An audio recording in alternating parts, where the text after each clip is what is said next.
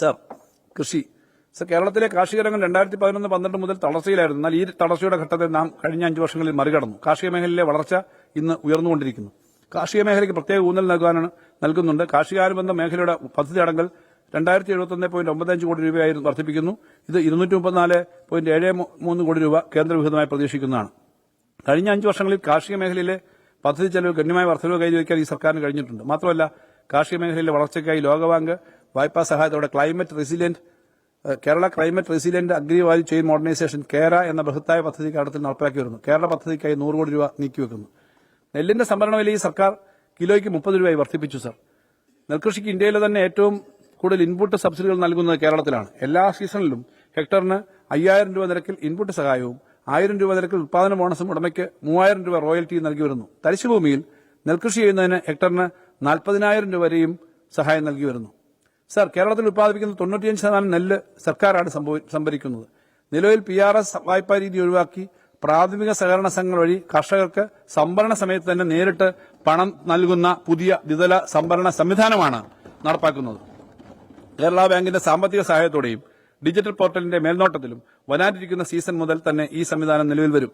നെല്ല് വികസന പദ്ധതികളുടെ സംയോജനത്തിനായി 150 കോടി രൂപ വകയിരുത്തുന്നു. സർ, സമഗ്ര പച്ചക്കറി കൃഷി വികസനത്തിനായി 78.45 കോടി രൂപ വകയിരുത്തുന്നു. ഇതിൽ പച്ചക്കറി കൃഷി പ്രോത്സാഹിപ്പിക്കുന്നതിന് വിവിധ പദ്ധതികൾ ഏറ്റെടുക്കുന്നതിന് VFPCക്ക് 18 കോടി രൂപയും കൃഷി വകുപ്പിന്റെ വിവിധ പച്ചക്കറി വികസന പ്രവർത്തനങ്ങൾക്കായി 60.45 കോടിയും രൂപ ഉൾപ്പെടുത്തുന്നു.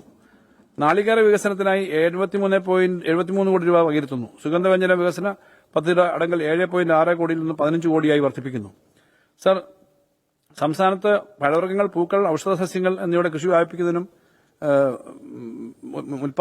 ഉൽപാദനക്ഷമതയും വർദ്ധിപ്പിക്കുന്നതിന് 20.92 കോടി രൂപ വകയിരുത്തുന്നു.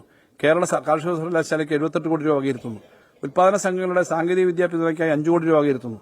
മണ്ണിന്റെ ആരോഗ്യ പരിപാലനവും ഉൽപാദനക്ഷമത മെച്ചപ്പെടുത്തലും പദ്ധതിക്കായി 31.15 കോടി വകയിരുത്തുന്നു.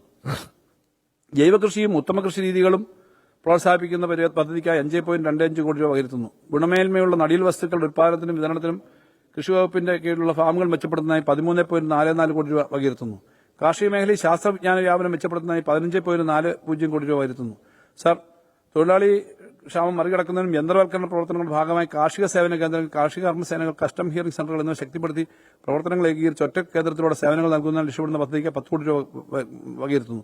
വിള ഇൻഷുറൻസ് പദ്ധതിക്കായി 33.14 കോടി രൂപ വകയിരുത്തുന്നു. രാഷ്ട്രീയ കൃഷി വികാസ് യോജന, കൃഷി ഉന്നതി യോജന, മറ്റ് കേന്ദ്രാവിഷ്കൃത പദ്ധതികൾ എന്നിവയുടെ സംസ്ഥാന വിഹിതമായ 40% 78.14 കോടി രൂപ വകയിരുത്തുന്നു. ആധുനിക കാർഷിക രീതികൾ പരിചയപ്പെടുത്തുന്ന പദ്ധതിക്കായിട്ട്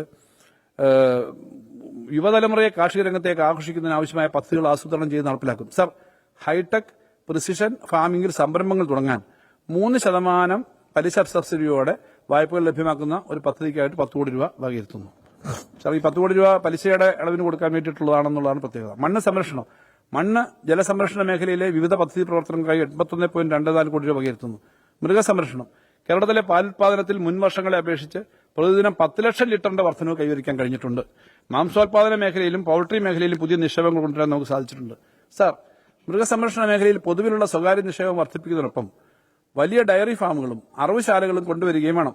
തീരെ ചെറിയ ഉൽപാദന യൂണിറ്റുകളിൽ നിന്ന് വളർന്ന് 50-100 പശുക്കളുള്ള ഡയറി ഫാമുകളും 10,000-20,000 അതിൽ കൂടുതലോ പക്ഷികളുള്ള പൌൾട്രി ഫാമുകളും വൃത്തിയുള്ളതും ലോകോത്തര നിലവാരത്തിലുള്ള അറവുശാലകളും നമുക്ക് അടിയന്തരമായി വേണ്ടിയിരിക്കുന്നു. ഇതിന്റെ ഭാഗമായി 2021 പഞ്ചായത്ത് മുനിസിപ്പൽ ചട്ടങ്ങളിൽ പ്രധാനപ്പെട്ട ഭേദഗതികൾ ഈ സർക്കാർ കൊണ്ടുവന്നിരുന്നു. മൃഗസംരക്ഷണ മേഖലയ്ക്ക് 318.46 കോടി രൂപ വകയിരുത്തുന്നു. കേന്ദ്രാവിഷ്കൃത പദ്ധതികളിൽ നിന്നും 12.76 കോടി രൂപ പ്രതീക്ഷിക്കുന്നു. സങ്കരയിന ബീജസങ്കലന സൌകര്യങ്ങൾ വർദ്ധിപ്പിക്കാൻ ലക്ഷ്യമിടുന്ന പദ്ധതിക്കായിട്ട് 9.2 കോടി രൂപ വിലയിരുത്തുന്നു. മൃഗസംരക്ഷണ സേവനങ്ങൾ വീട്ടുപടിക്കൽ ലഭ്യമാക്കുന്ന പദ്ധതിക്കായി 18.5 കോടി രൂപ വകയിരുത്തുന്നു. മൃഗസംരക്ഷണ വകുപ്പിന് കീഴിലുള്ള ഫാമുകളുടെ സംരക്ഷണത്തിന് 18 കോടി രൂപ വകയിരുത്തുന്നു. സംസ്ഥാനത്തെ വെറ്റിനറി സേവനങ്ങൾ മെച്ചപ്പെടുത്തുന്നതിന് ആകെ വിഹിതമായി 38 കോടി രൂപ വകയിരുത്തുന്നു. പ്രത്യേക കന്നുകുട്ടി പരിപാലന പരിപാടിയുടെ ഭാഗമായി 7.5 കോടി രൂപ വകയിരുത്തി പദ്ധതി വിഹിതം അധികമായി വകയിരുത്തി 48.5 കോടി രൂപയിൽ നിന്നും 56 കോടി രൂപയെ വർദ്ധിപ്പിക്കുന്നു. മൃഗചികിത്സാ സേവനങ്ങൾ ശക്തിപ്പെടുത്തുന്നതിന് 44.5 കോടി രൂപ വകയിരുത്തുന്നു. കേരള ലൈഫ് സ്റ്റോക്ക് ഡെവലപ്മെന്റ് ബോർഡിന്റെ പ്രവർത്തനങ്ങൾക്കായി 30.46 കോടി രൂപയും പൌൾട്രി വികസന കോർപ്പറേഷൻ 10 കോടി രൂപയും വകയിരുത്തുന്നു. മീറ്റ് പ്രൊഡക്ട്സ് ഓഫ് ഇന്ത്യക്ക് 6.14 കോടി രൂപ വകയിരുത്തുന്നു. കേരള ഫീഡ്സിന്റെ പ്രവർത്തനങ്ങൾക്ക് 22.2 കോടി രൂപ വകയിരുത്തുന്നു. Kerala veterinary and animal science സർവകലാശാലയുടെ പ്രവർത്തനങ്ങൾക്കായി 69 കോടി രൂപ വകയിരുത്തുന്നു. Kerala cooperative milk marketing federation 8.7 കോടി രൂപ പകിരുന്നു. ക്ഷീരവികസനം സാർ, ക്ഷീരവികസന മേഖലയ്ക്കായി 26-27 വർഷത്തിലാകെ 128.05 കോടി രൂപ പകിരുന്നു. Dharmadam Vengad global dairy village പദ്ധതിയുടെ തുടർ നടത്തിപ്പിനായി 10 കോടി രൂപ പകിരുന്നു. വാണിജ്യ ക്ഷീരവികസന പ്രവർത്തനങ്ങൾ മിൽക്ക് ഷെഡ് വികസന പ്രവർത്തനങ്ങളും ശക്തിപ്പെടുത്തുന്നതിന് 5.2 കോടി രൂപ അധികം അനുവദിച്ച് പദ്ധതി വിഹിതം 45 കോടി രൂപയായി വർദ്ധിപ്പിക്കുന്നു. സംസ്ഥാനത്തെ ഗ്രാമീണ ക്ഷീര വിപുലീകരണത്തിനും കാർഷിക ഉപദേശ സേവനങ്ങൾക്കുള്ള വിഹിതം 12 കോടിയായി വർദ്ധിപ്പിക്കുന്നു. പ്രാഥമിക ക്ഷീര സഹകരണ സംഘങ്ങളുടെ പശ്ചാത്തല സൌകര്യങ്ങൾ വർദ്ധിപ്പിക്കുകയും ആധുനികവൽക്കരിക്കുകയും ചെയ്യുന്നതിന് 22.55 കോടി രൂപ ഉയർത്തുന്നു. പാലിന്റെയും പാലുൽപ്പന്നങ്ങളുടെയും ഗുണനിലവാരം ഉറപ്പുവരുത്തുക എന്ന ലക്ഷ്യത്തോടെ ലബോറട്ടറികൾ ശക്തിപ്പെടുത്തുന്നതിന് വേണ്ടി 8 കോടി രൂപ ഉയർത്തുന്നു. പാലുൽപാദകർക്ക് കാലിത്തീറ്റ സബ്സിഡി നൽകുന്നതിനായി 8 കോടി രൂപ ഉയർത്തുന്നു. ക്ഷീര കർഷകർക്ക് ഇൻഷുറൻസ് പരിരക്ഷ ഉറപ്പാക്കുന്നതിന് ക്ഷീര കർഷക സമിതിയിലേക്ക് 4 കോടി രൂപ ഉയർത്തുന്നു. സാർ, സ്റ്റേറ്റ് ഫോഡർ ഫാമും മോഡൽ ഡയറി യൂണിറ്റും തിരുവനന്തപുരം ജില്ലയിലെ നെട്ടുകാൽത്തേരിയിൽ സ്ഥാപിക്കുന്നതായി 10 കോടി രൂപ വകയിരുത്തുന്നു. മത്സ്യബന്ധനം സാർ, മത്സ്യബന്ധന മേഖലയിൽ 3 പ്രധാനപ്പെട്ട മേഖലകളാണ് ഈ സർക്കാർ ഊന്നൽ നൽകിയിട്ടുള്ളത്. ഒന്നാമതായി മത്സ്യത്തൊഴിലാളികളുടെ ജീവസുരക്ഷ ഉറപ്പുവരുത്തുകയും കൂടുതൽ മെച്ചപ്പെട്ട സാമൂഹ്യ സുരക്ഷാ പദ്ധതികൾ ഏർപ്പെടുത്തുകയും ചെയ്യുക. രണ്ടാമതായി കടൽക്ഷോഭം നേരിടുന്ന ഗ്രാമങ്ങളുടെ പുനരധിവാസവും അതിന്റെ ഭാഗമായി നടപ്പാക്കി വരുന്ന ഫ്ളാഗ്ഷിപ്പ് പദ്ധതിയായ പുനർഗേഹം. മൂന്നാമതായി ഉൾനാടൻ മത്സ്യബന്ധന മേഖലയുടെ വികാസം. ഇതിനൊക്കെ പുറമെ ഈ സർക്കാർ പൊതുവിൽ മത്സ്യബന്ധന മേഖലയുടെ വികസനത്തിന് വേണ്ടി ഒരു ബ്ലൂ എക്കോണമി നയവും ഒരുക്കിയിട്ടുണ്ട്. സാർ, മത്സ്യബന്ധന വകുപ്പിന് 166.31 കോടി രൂപയും ഹാർബർ എഞ്ചിനീയറിംഗ് വകുപ്പിന് 35.31 കോടി രൂപയും Kerala fisheries and ocean studies സർവകലാശാലയ്ക്ക് 37.5 കോടി രൂപയും ഉൾപ്പെടെ ആകെ 239.12 കോടി വകയിരുത്തുന്നു.